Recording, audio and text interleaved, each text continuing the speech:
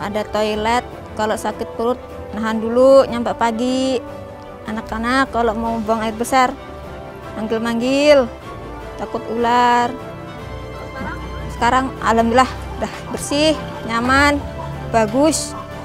Anak-anak kalau mau buang air besar nggak manggil-manggil lagi.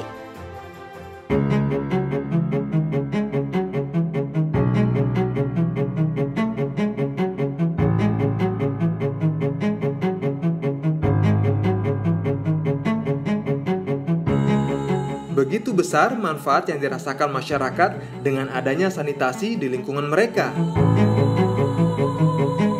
Keseharian kita memang tidak bisa lepas dari kebutuhan sanitasi, mulai dari mandi, cuci, kakus, hingga mengelola sampah. Sanitasi yang tidak dikelola dengan baik akan menurunkan kualitas kesehatan masyarakat. Biasanya sanitasi tidak diperhatikan lantaran keterbatasan ekonomi atau rendahnya pengetahuan keluarga tentang kesehatan lingkungan. Kementerian Pekerjaan Umum dan Perumahan Rakyat (PUPR) melalui Direktorat Jenderal Cipta Karya dan Direktorat Pengembangan Penyertaan Lingkungan Pemukiman (PPLP) membuat sebuah program, yakni Program Sanitasi Perdesaan Padat Karya. Tak hanya membangun fasilitas sanitasi, program ini juga memberdayakan masyarakat. Masyarakat dilibatkan dengan berpartisipasi aktif melalui pengetahuan, keahlian, dan keterampilan. Dimulai dari sosialisasi ke masyarakat, disampaikan oleh tenaga fasilitator lapangan teknis atau TFL dan TFL pemberdayaan. Dengan begitu, masyarakat dapat berperan aktif, merencanakan, hingga mengelola infrastruktur sanitasi yang terbangun.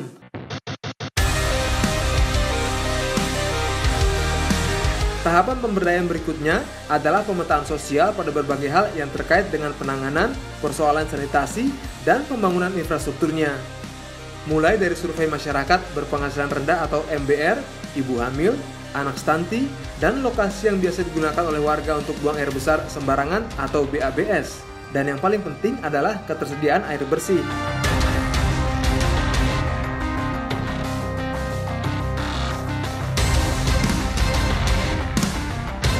Anak stunting adalah anak yang menunjukkan kekurangan gizi kronis, terjadi selama periode awal pertumbuhan dan perkembangan anak. Apa saja penyebabnya? Aspek pengasuhan yang kurang baik, terbatasnya layanan kesehatan, kurangnya asupan makanan bergizi, dan buruknya akses air bersih dan sanitasi.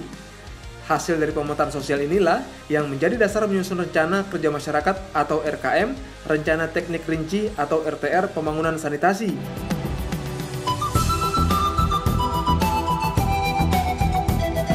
Lewat peta ini pula, masyarakat diajarkan bagaimana mengidentifikasi persoalan sanitasi di lingkungan sekitarnya dan bagaimana cara memecahkannya. Dalam pemetaan sosial, biasanya TFL melakukan pemeriksaan secara mandiri atau yang sering disebut survei kampung sendiri atau SKS dan masyarakat yang menjadi subjek dari survei. Pemetaan sosial dilakukan dengan rangkaian yang disebut Transect Walk sebagai media atau tools untuk menggambarkan dan menunjukkan lokasi dan persebaran sumber daya, kawasan, penggunaan, dan status lahan. Hal ini berhubungan dengan topografi lingkungan, kepemilikan sarana sanitasi, dan jenis sanitasi yang sudah ada, peta selokan atau saluran air, kepadatan penduduk setiap lingkungan, letak badan sungai, fungsi sungai, alternatif letak bangunan SPALDS, dan letak posyandu. Dari peta Transect Walk, tergambar secara nyata kondisi calon titik lokasi pemetaan sanitasi tingkat desa atau kelurahan. Pembuatan peta atau diagram Transect Walk dilakukan dengan cara TFL berjalan menyusuri wilayah perwakilan calon titik lokasi, kemudian melakukan pencatatan data. Dari data ini pula dibuatkan daftar panjang atau long list calon penerima manfaat, yakni rumah-rumah yang penghuninya tercatat masih buang air besar sembarangan (BABS) atau masih memiliki tangki septik yang belum memenuhi standar. Dari daftar ini kemudian disisihkan terlebih dahulu rumah tangga yang tidak termasuk kategori MBR atau masyarakat berpenghasilan rendah. Ada 8 golongan masyarakat berpenghasilan rendah yang masuk dalam daftar calon penerima manfaat, di antaranya keluarga yang memiliki ibu hamil, keluarga yang memiliki bayi di bawah 3 tahun, keluarga yang memiliki anak stunting, keluarga yang memiliki anggota keluarga yang berkebutuhan khusus, keluarga yang masih melakukan BAB sembarangan dan tidak mempunyai akses sanitasi. keluarga yang belum mempunyai akses sanitasi berupa tangki septik dan toilet layak, keluarga yang tidak mempunyai mata pencaharian tetap, dan terakhir, keluarga yang berpenghasilan rendah atau MBR yang tidak mempunyai akses sanitasi atau limbah domestik belum dikelola dengan baik.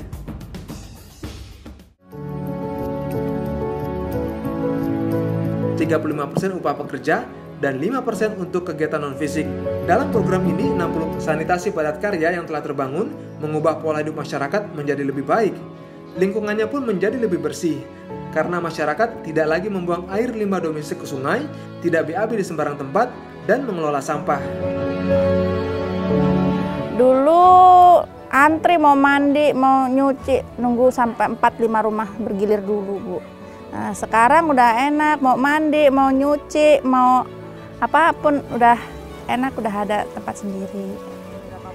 Jam berapapun bisa, masak pun jadi tenang, airnya bersih. Masalah sanitasi jadi sangat buruk. Dalam hal ini kita sebagai aparatur desa mensosialisasikan untuk hidup bersih, hidup sehat, dan alhamdulillah dapat bantuan dari Kementerian PUPR, bisa bermanfaat dengan masyarakat dan masyarakat juga antusias dan bisa melaksanakan suatu kegiatan hidup bersih, hidup sehat dengan adanya sanitasi.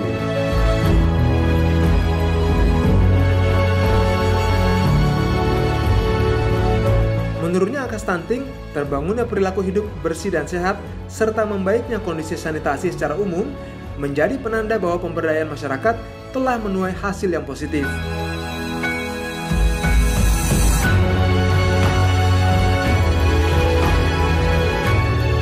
Setelah selesai pembangunan IPAL ini ya,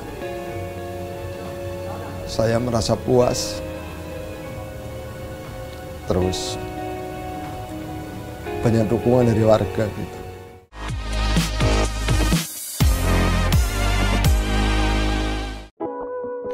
Pernah kepikiran nggak kenapa negara-negara barat lebih maju? Mungkin ada kaitannya dengan SDM mereka, dengan pola pikir dan budayanya. Dalam budaya barat, ada istilah moving out, di mana generasi muda yang sudah menyelesaikan studinya dan bisa hidup mandiri adalah hal yang keren. Tapi budaya ini jelas nggak lazim di negara kita. Kenapa? Karena untuk tinggal sendiri berarti butuh beli atau sewa rumah. Sedangkan bagi generasi muda yang baru saja mulai berkarir, tentu saja ini bukan hal yang mudah. Nah, pemerintah sebenarnya udah punya solusi buat para millennials yang kepengen belajar mandiri, yaitu Rusun PUPR. Karena di Rusun PUPR, para millennials bisa sewa tempat tinggal yang nyaman dan aman dengan sangat murah. Seberapa murah? Ya, yang pasti nggak lebih mahal dari beli sneakers terbaru, nongkrong di kafe, atau beli kuota biar tetap update. Dengan tinggal sendiri, secara tidak langsung, pribadi dan pola pikir generasi muda akan terbentuk menjadi lebih baik. Dan itu keren. Anti-Nebeng Club.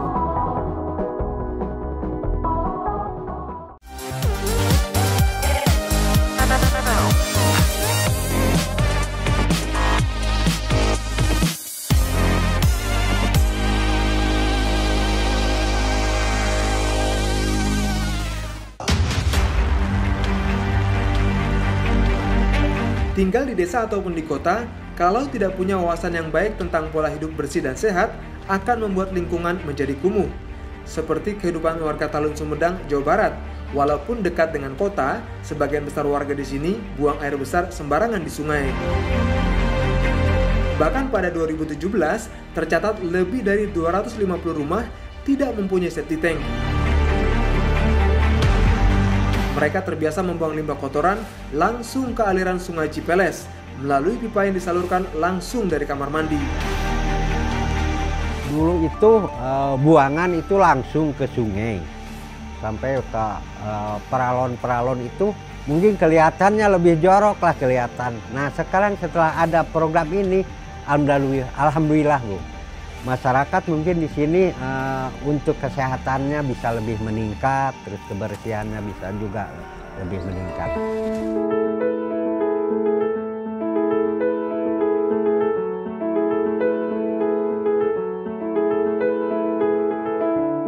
Kementerian Pekerjaan Umum dan Perumahan Rakyat PUPR bersama Islamic Development Bank membuat perubahan dengan menghadirkan program sanitasi berbasis masyarakat atau Sanimas.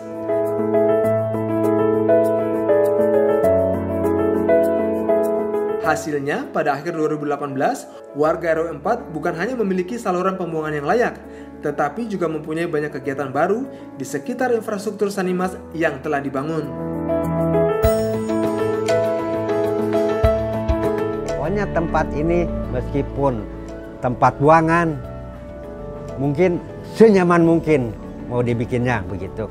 Terus alhamdulillah dengan adanya bangunan ini bisa jadi balai pertemuan untuk masyarakat, terus kegiatan pengajian anak-anak setiap pulang sekolah itu jam 2 di sini rutin. Terus keseniannya di sini alhamdulillah dapat bantuan dari kelurahan 1 perangkat alat degung.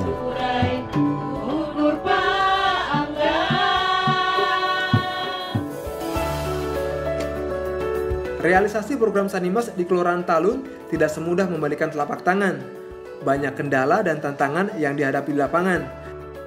Salah satu bagian tersulit adalah penentuan lokasi yang disetujui masyarakat.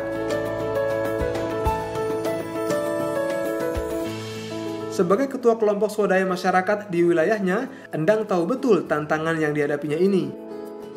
Wilayah RW 4 merupakan lokasi yang warganya aktif mengelola Sanimas. Sejumlah rencana kegiatan pemberdayaan masyarakat pun digagas. Misalnya budidaya ikan untuk biaya perawatan Sanimas.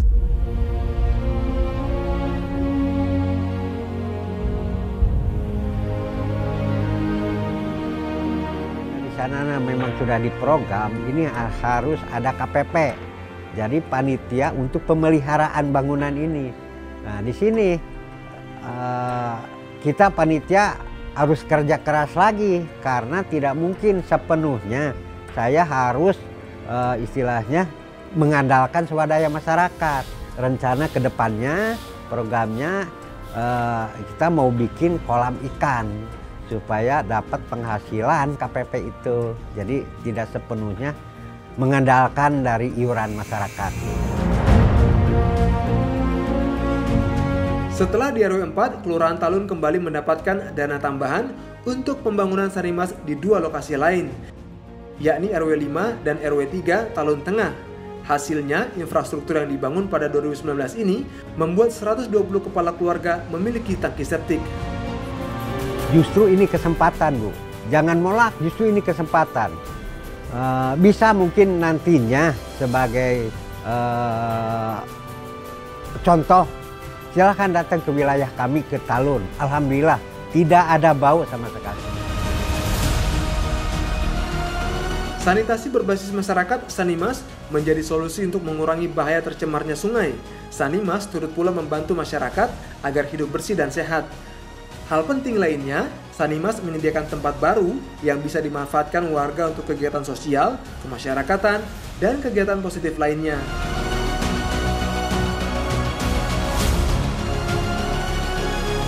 Program Sanimas pun turut dirasakan masyarakat RT 1 Kelurahan Tanjung Sari, Kecamatan Jambi Timur, Kota Jambi.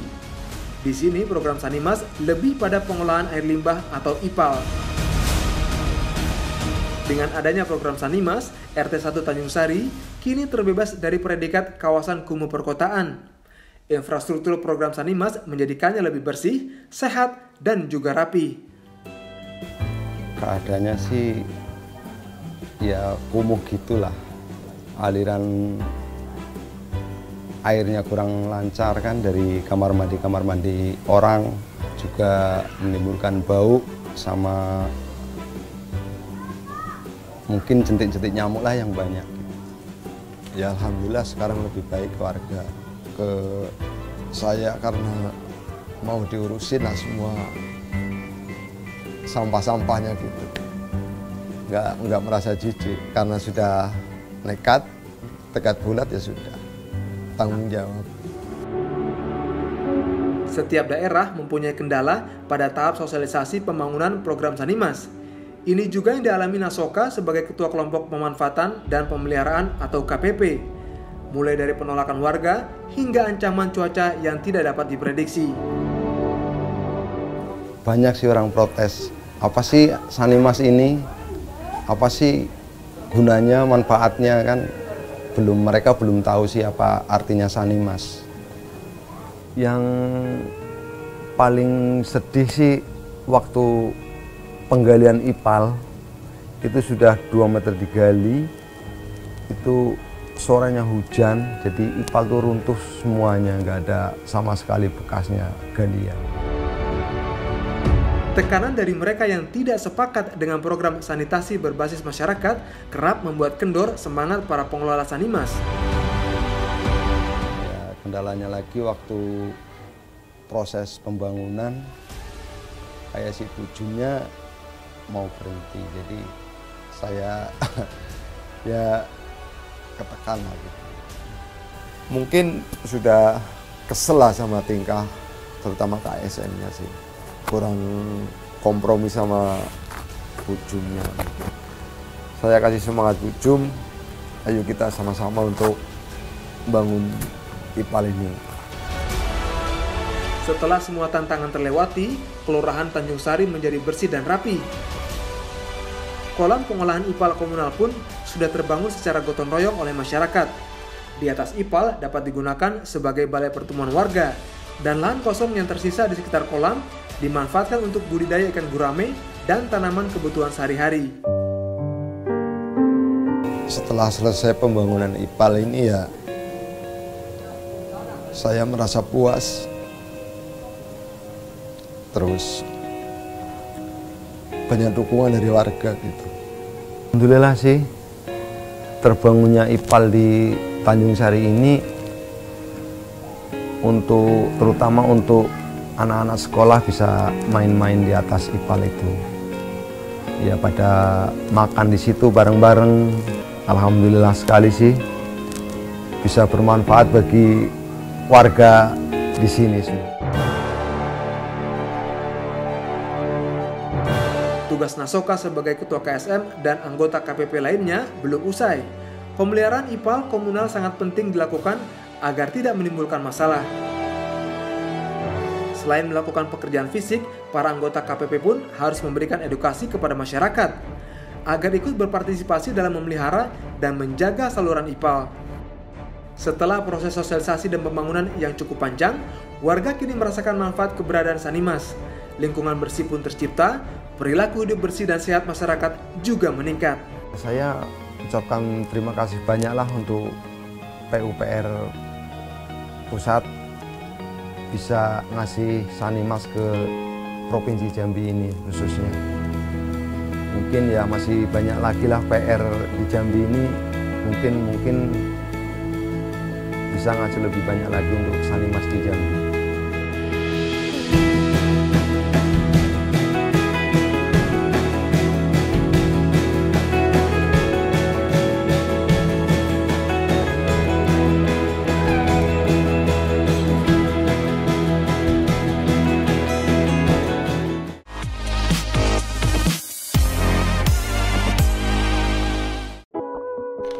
Pernah kepikiran nggak kenapa negara-negara barat lebih maju?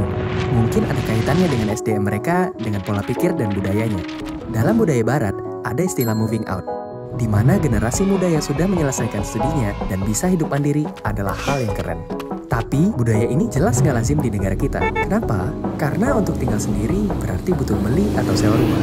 Sedangkan, bagi generasi muda yang baru saja mulai berkarir, tentu saja ini bukan hal yang mudah.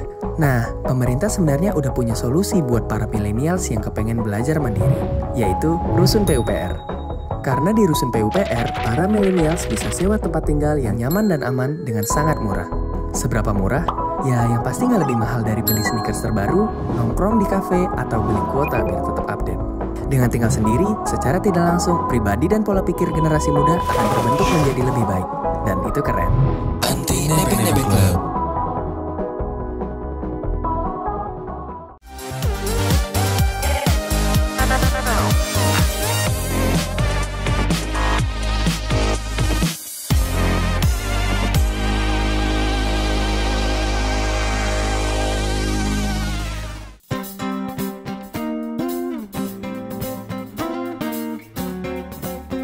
Program sanitasi berbasis masyarakat atau Sanimas merupakan salah satu fokus pembangunan Kementerian Pekerjaan Umum dan Perumahan Rakyat PUPR bersama Islamic Development Bank. Menyediakan prasarana air limbah bagi masyarakat yang berada di perkotaan yang padat penduduknya. Program Sanimas bukan sekedar memperbaiki sistem sanitasi, melainkan juga menciptakan dan meningkatkan kualitas hidup, kemandirian, serta kesejahteraan rakyat.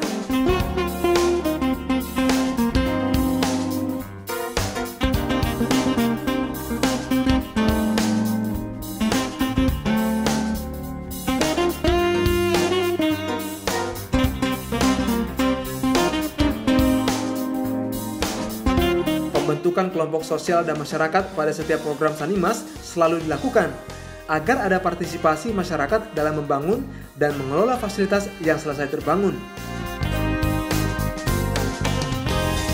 Hasilnya, masyarakat di Kelurahan Bantan, Kecamatan Siantar Barat, Kabupaten Pematang Siantar, Sumatera Utara, turut merasakan manfaat program Sanimas.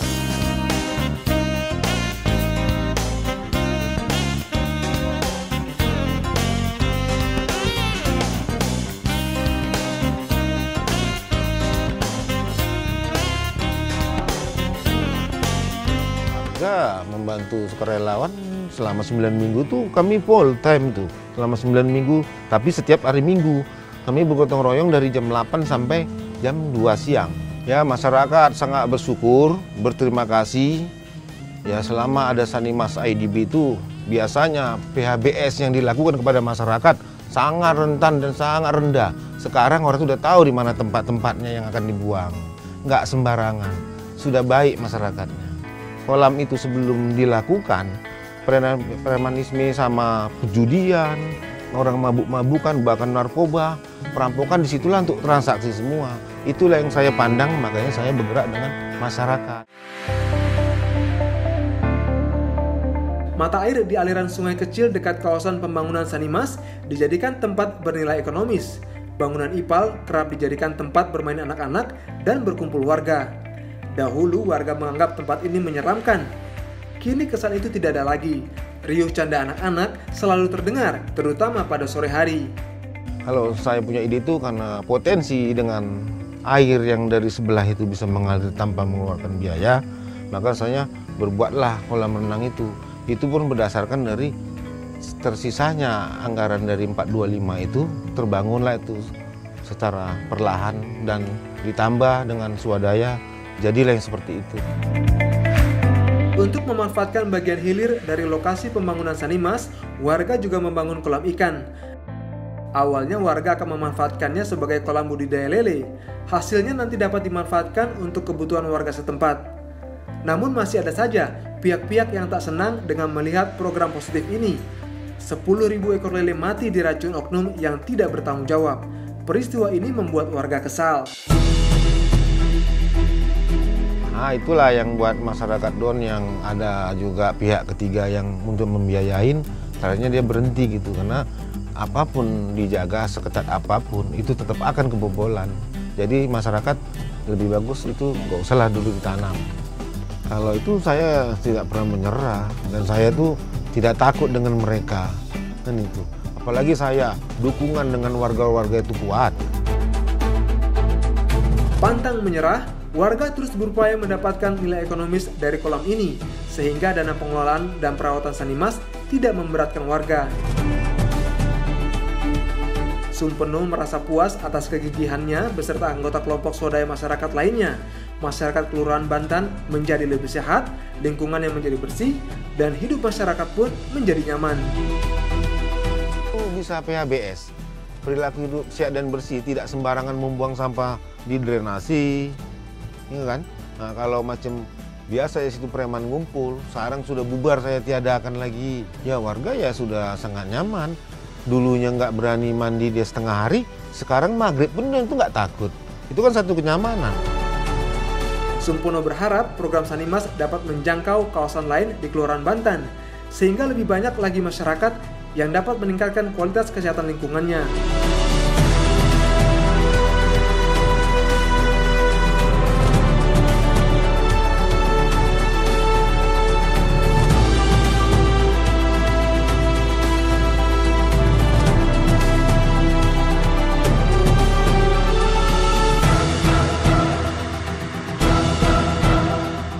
Kalau menurut saya ya masih kurang gitu, karena masih banyak orang yang belum memiliki tempat tinja yang kedap. Kalau hanya tinja, masih banyak di sini tinja yang lewat dari parit. Masih banyak, itulah yang membuat menyebar penyakit. Itulah kalau bisa pemerintah ingin menambah bantuan kembali di situ, itu akan terrealisasi dengan baik dan masyarakatnya akan sehat. Bahagia karena lingkungan yang bersih bukan hanya milik warga Kecamatan Bantan Pematang Siantar. Raut bahagia juga terlihat dari wajah warga Desa Tasikmalaya, Kecamatan Curug Utara, Kabupaten Rejang Lebong, Bengkulu. Hari-hari warga 3 dusun di wilayah ini kini berbeda. Tidak lagi hanya menghabiskan waktu bersama di halaman rumah. Lahan di atas bangunan instalasi pengolahan air limbah atau IPAL kini menjadi pilihan tempat berkumpul baru bagi warga. Program sanitasi berbasis masyarakat atau Sanimas, kerjasama Kementerian PUPR dengan Islamic Development Bank, membebaskan mereka dari lingkungan kumuh yang dekat dengan penyakit. Kaget sih awal-awalnya tuh masyarakat tuh kan kayak gimana sih jadinya nanti setelah udah jadi, wah kaget, oh jadinya begini, jadi nggak sesuai sama yang dipikirkan dulu. Kalau dulu awalnya Sanimas, kesannya jelek, bau, busuk, terus udah jadinya wah mewah, keren gitu. Sebelum adanya program Sanimas, warga Desa Tasikmalaya seolah bersahabat dengan limbah rumah tangga. Mereka terbiasa membuang limbah domestik ke selokan hingga ke sungai. Bukan hanya pemandangan kotor, bau tak sedap juga tercium setiap hari. Dulu sebelum masuknya Sanimas di Desa Tasikmalaya ini, kondisi limbah comberan itu masih berserakan, terus larinya tuh ke drainase, ke samping rumah, depan rumah. Jadi semuanya masih berserakan, Mbak. Kalau dibilang semua tuh hampir 50% nggak punya septic tank gitu loh. Jadi masih berserakan semua gitu loh. Seperti juga di wilayah lainnya, tak mudah memberi pemahaman pada warga mengenai manfaat yang akan mereka dapat dengan instalasi Sanimas.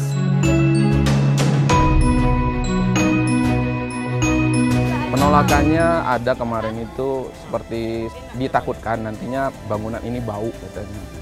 Nah, tapi setelah kita kasih pengertian bersama tim TFL yang lain, sama-sama kita memberikan pengertian sehingga masyarakat yang di sini bisa lebih paham. Karena pada umumnya yang mengatakan bau itu belum paham sebenarnya. Ya ketika di pertemuan, ketika mereka menolak, kita kasih pengertian dulu. Tetapi kalau mereka masih belum kita paham, kita pendekatannya personal, Mbak. Kita minta bantuan sama KSM, sama BKM untuk ke rumah mereka.